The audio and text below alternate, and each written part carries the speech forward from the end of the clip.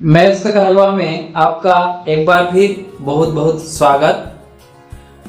आज हम संस्कृत व्याकरण के अंतर्गत विभक्ति प्रकरण देखते हैं और विभक्ति हमारी पिछली वीडियो में प्रथमा विभक्ति के बारे में हम सीख चुके हैं। आज हम द्वितीय विभक्ति के बारे में सीखने वाले हैं।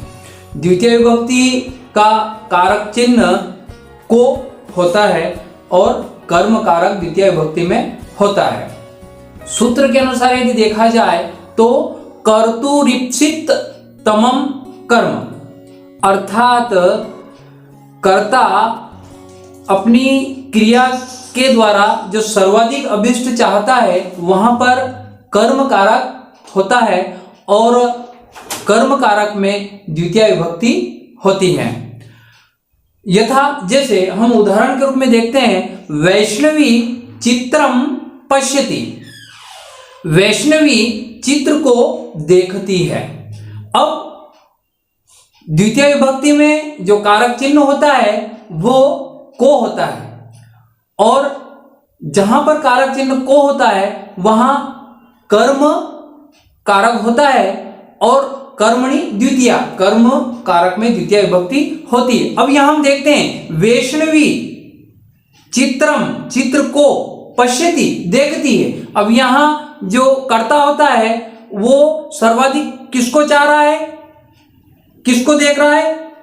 पश्यति, पश्य का मतलब होता है देखना, चित्र को, अर्थात यहां पर को कारक चिन्ह होने के कारण इस पद में, इस वाक्य में, चित्रम में द्वितीय विभक्ति कर्म कारक होता है। इसी प्रकार यदि हम दूसरा उदाहरण देखते हैं, रामः पुस्तकम पठति।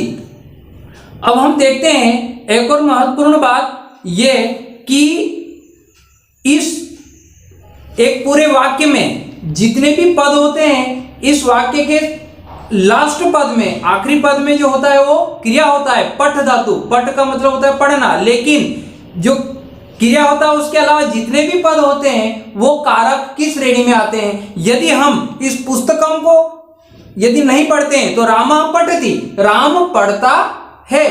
अब यहां देखते हैं राम कौन सी क्रिया कर रहा है? पढ़ने की क्रिया कर रहा है। तो यहां पर रामा जो करता है वो प्रमुख है, इसलिए प्रथमा विभक्ति कर्ता कारक होता है। और यहां पर यदि रामा पुस्तकम पठति, राम पुस्तक को पढ़ता है, तो यहां इसमें उसका सर्वाधिक अभिष्ट कार्य पढ़ने का क्या हो रहा है? पुस्तक का हो रहा है। तो यहां पर फिर द्वितीय विभक्ति कर्म कारक को कारक चिन्ह होता है, इसलिए यहां पर द्वितीय विभक्ति होती है।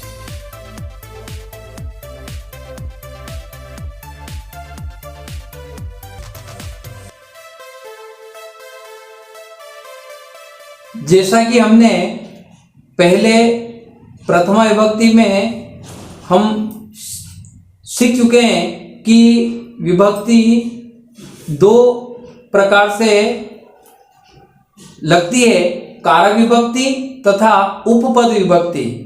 कारक विभक्ति के उदाहरण हम पूर्व में सीख चुके हैं। अब हम उपपद विभक्ति के बारे में सीखते हैं कि पहले हम उपपद विभक्ति का आशय समझ लें कि इसका आशय क्या होता है। कि उपपद विभक्ति में एक निश्चित पद, अव्यय और धातु में एक निश्चित विभक्ति का प्रयोग जहां होता है वहां उपपद विभक्ति होती है। अब हम देखते हैं कि एक निश्चित क्या, अब यहां कुछ उदाहरण यहां दिए गए हैं, देखते हैं उदाहरण क्रमांक 1, ग्रामम अभितः वृक्षाः सन्ति, ग्रामम अभितः वृक्षाः सन्ति। अब हम उपपद विभक्ति के अनुसार यदि देखते हैं तो यहां अभितः अव्यय है और जहां ये अव्यय में उपपद विभक्ति होती है और उपपद विभक्ति के नियम के अनुसार जहां भी ये होता है अव्यय, इसके पहले वाले शब्द में द्वितीय विभक्ति का प्रयोग किया जाता है। ग्रामम अभितः वृक्षाः सन्ति, गांव के दोनों ओर वृक्ष हैं, तो यहां ग्रामम शब्द में द्वितीय विभक्ति का प्रयोग होता है और कर्म कारक यहां होता है। इसी प्रकार हम दूसरा उदाहरण देखते हैं, नगरम परितः वनम अस्ति। नगर के परितः चारों ओर वनम अस्ति, वन है। अब हम सीधे सीधे इस वाक्य में देखते हैं कि परितः उपपद विभक्ति के अनुसार अव्यय जो एक निश्चित अर्थ यहाँ बता रहा है, परितः चारों ओर, और इसके पूर्व शब्द में भी द्वितीय विभक्ति का प्रयोग होता है।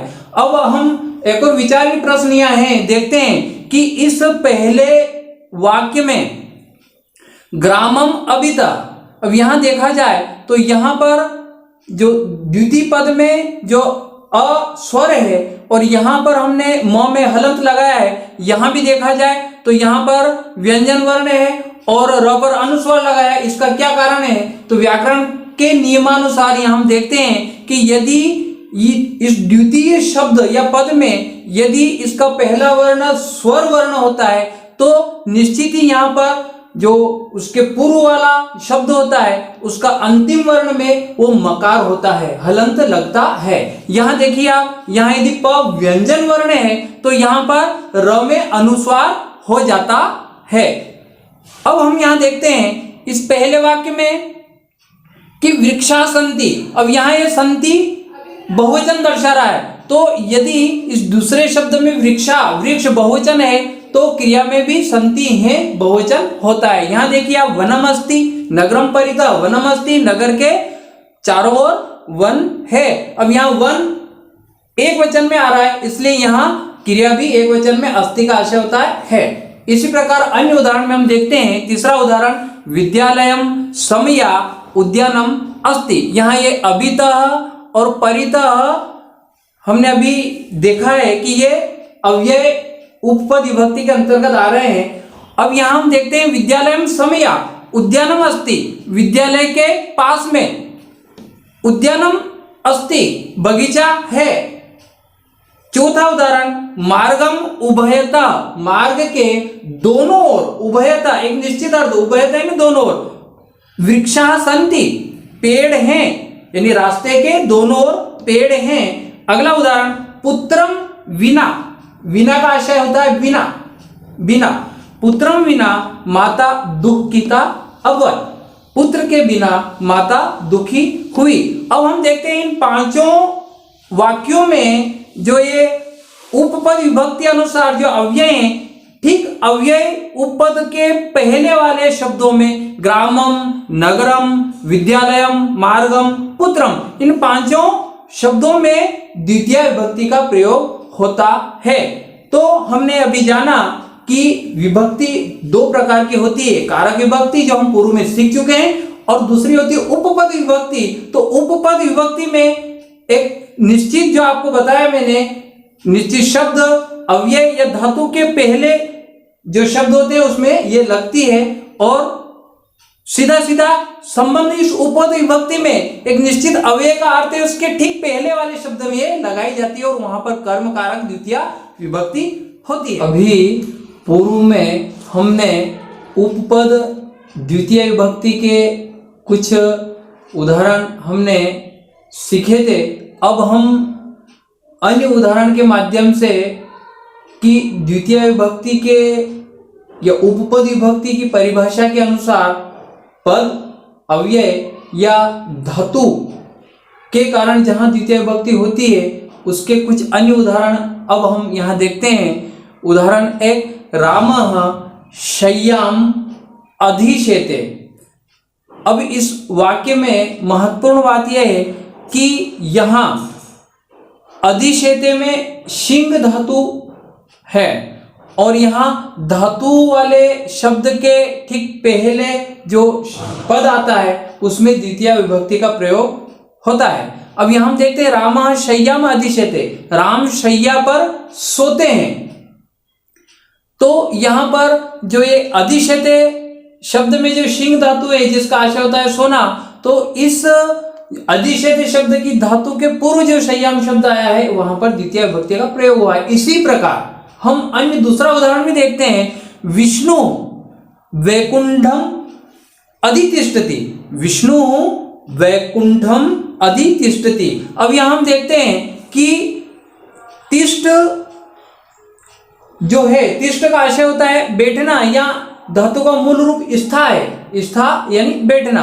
अब यहां हम देखते हैं विष्णु वैकुंठम अधितिष्ठति, विष्णु वैकुंठ में बैठते हैं, विराजित होते हैं। अब यहाँ हमारे मन में एक प्रश्न आता है कि हिंदी भाषा के अनुसार इसका जो अनुवाद है कि विष्णु वैकुंठ में बैठते हैं, विराजित होते हैं। अब यहाँ ये वैकुंठम में यहाँ द्वितीय विभक्ति होती है, लेकिन मे पे पर सप्तमी विभक्ति अधिकरण कारक मे पे पर चिन्ह होता है, तो यहाँ पर सप्तमी विभक्ति का प्रयोग ना होते हुए द्वितीय विभक्ति का प्रयोग क्यों हुआ है? इसका इस वैकुंठम में द्वितीय विभक्ति का प्रयोग इसलिए हुआ है क्योंकि यहां यह स्थिति बन रही कि यदि अभी हमने पढ़ा था कि विभक्ति दो प्रकार की होती है, कारक विभक्ति तथा उपपद विभक्ति, और यहां इस वाक्य में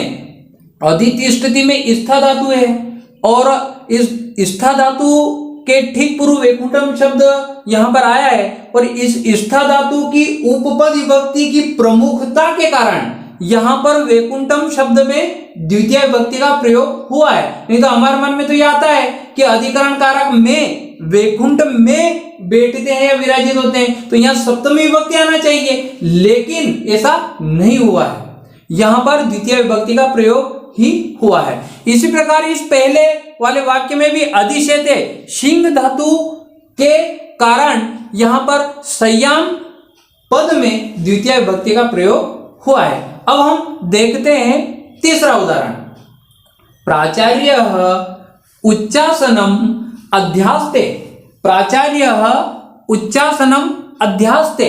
अब यहां हम देखते हैं आस धातु, और यहां भी इस अध्यास्ते आस धातु के पूर्व उच्चासनम यानी प्राचार्य उच्च आसन पर विराजित होते हैं, बैठते हैं, तो यहां भी उच्चासनम में द्वितीय विभक्ति का ही प्रयोग हुआ है। इसी प्रकार दूसरा उदाहरण चौथा, मुनि वनम अधिवसति, मुनि वन में अधिवसति वास करते हैं, रहते हैं या ठहरते हैं, अधिवसति वास करते हैं, तो यहां पर भी वसति वस धातु के पूर्व वनम शब्द में द्वितीय विभक्ति का प्रयोग हुआ है, और यह ऐसा किस लिए हुआ है? क्योंकि वनम शब्द में वस धातु आने के कारण द्वितीय विभक्ति का प्रयोग हुआ है। इसी प्रकार यहां हम देखते हैं कि इन चारों वाक्यों में पहले वाक्य में अधिशेते में शिंग धातु का प्रयोग हुआ है, और दूसरे वाक्य में अधितिष्ठति पद में स्था धातु का प्रयोग तथा अध्यास्ते में आस धातु का प्रयोग तथा अधिवस्ति धातु में वस धातु के प्रयोग के कारण उसके आने वाले धातु उपपद के पूर्व आने वाले शब्द में द्वितीय विभक्ति का प्रयोग होता है। देखिए यहाँ शय्याम वैकुंठम उच्चासनम तथा वनम शब्द में द्वितीय विभक्ति का प्रयोग हुआ है। अब ध्यान देने योग्य बात यह है यहां पर कि इन जहां पर जिस वाक्य में ये चार प्रकार की धातु जहां आती है वहां पर अपने को ध्यान ये रखना है कि वहां पर उसके पहले वाले आने वाले शब्द में या पूर्व वाले शब्द में द्वितीय विभक्ति का प्रयोग होता है। साथ ही मुनि वनम अधिवसति, मुनि वन में विराजित होते हैं। इस वाक्य में इस अधिवसति में इस अधि अव्यय उपपद की जगह यदि वस्ती से पहले उप अनु तथा आंग उपपद अव्यय जुड़ता है तो भी उसके आने वाले पूर्व शब्द में द्वितीय विभक्ति का प्रयोग किया जाता है। कारक विभक्ति और उपपद विभक्ति के उदाहरण सीखने के बाद अब हम कुछ विशेष उदाहरण के माध्यम से हम द्वितीय विभक्ति के अन्य उदाहरण सीखते हैं।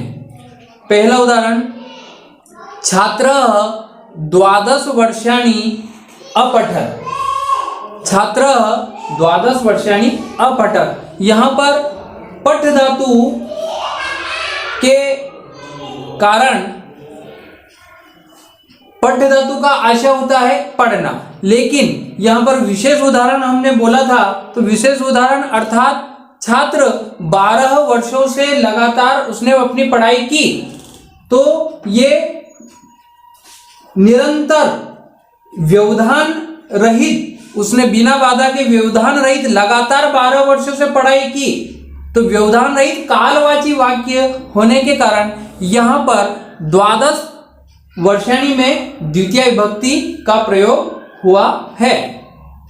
इसी प्रकार पुत्री मातरम धनम याचते, पुत्री माता से धन को मांगती है।